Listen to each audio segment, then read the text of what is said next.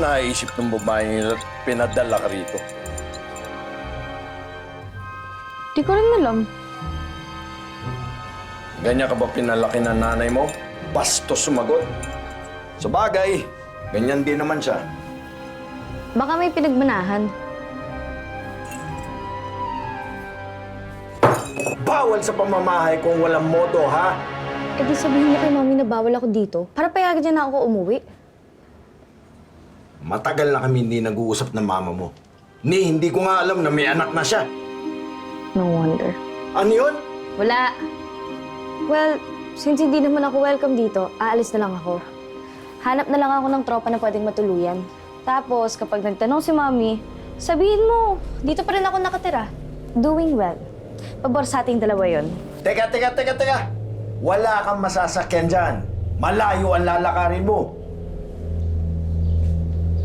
Pansin ko nga, wala rin masyadong tao sa paligid eh. Aswang ka raw kasi. Sino ang sabi nun? Makalintik sila! Hindi ako aswang! Hindi ako aswang!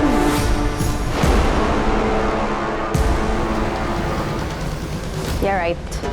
Wala ka bang pagkain dyan? Gugutom na kasi ako. Simula umaga, hindi pa ako kumakain.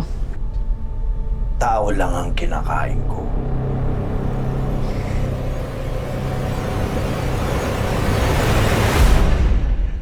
Kerry, hanap na lang ako convenience store sa labas.